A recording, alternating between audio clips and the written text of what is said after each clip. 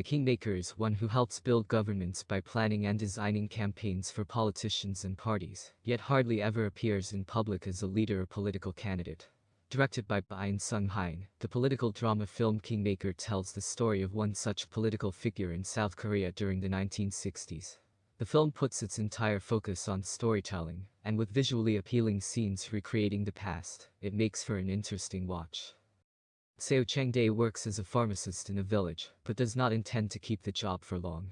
It seems local villagers often come to him seeking help with personal matters, and Seo often gives them unusual advice. He intends to enter politics and make use of his clever strategizing abilities.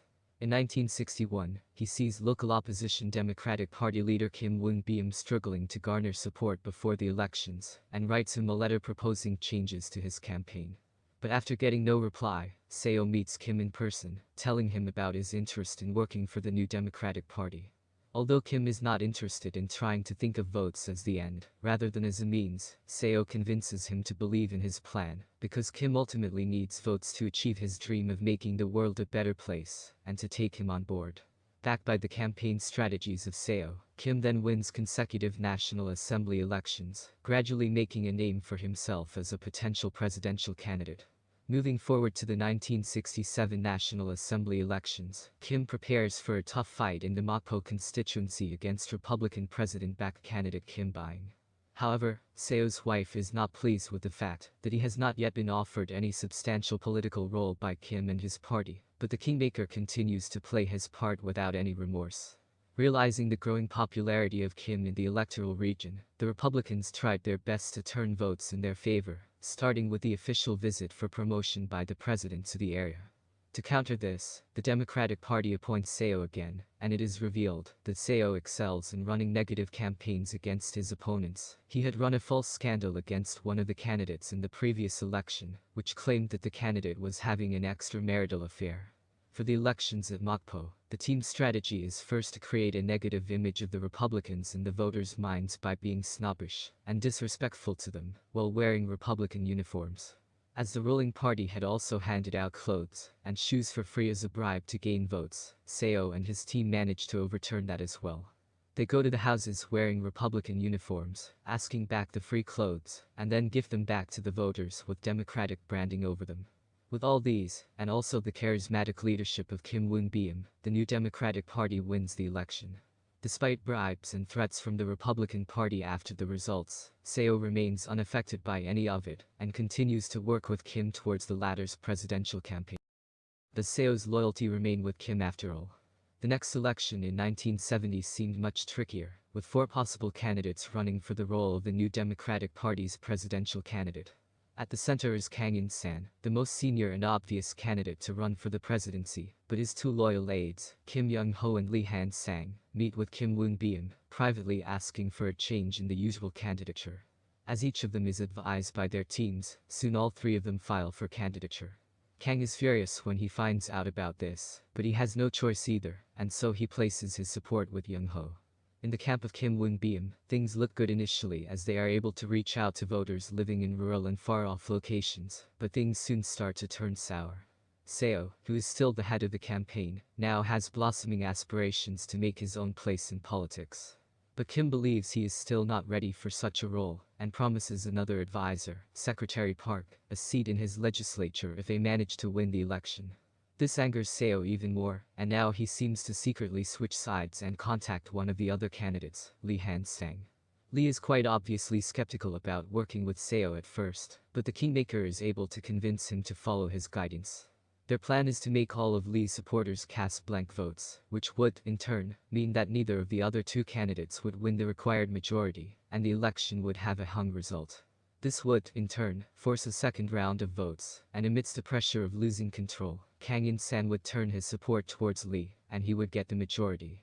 Everything goes according to plan until Lee realizes that he has been cleverly played after the second round of votes has been cast.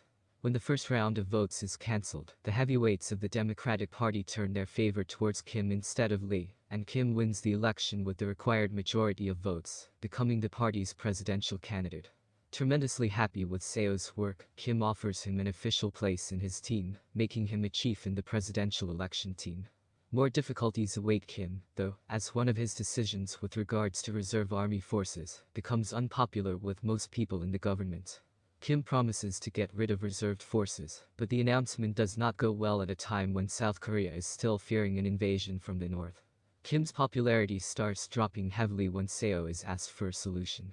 The conniving fox that Seo has always been, he suggests staging an attack on Kim, a plan that had earlier worked with another leader to turn the masses' favor in his support. The entire team at the Democratic meeting is shocked to hear of such a suggestion, and Kim soon removes Seo from his team of close advisors, who would be going on a campaign tour to the USA with him.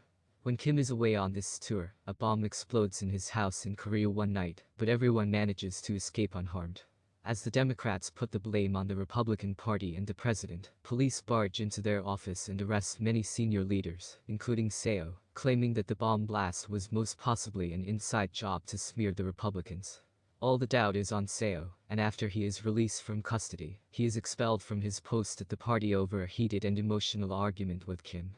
Disbanded from the party, Seo is quickly picked up by the Republican Party to head their campaign, and Seo now works against the figure he had always looked up to.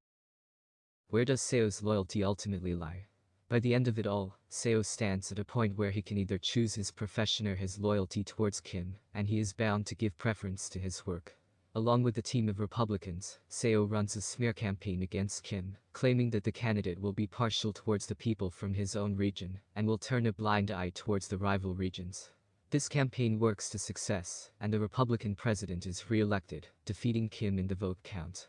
Seo is not elated by this result, however, and he turns down a role in the government as well. He also reveals that it was the Republicans, not him, who planted the bomb in Kim's house.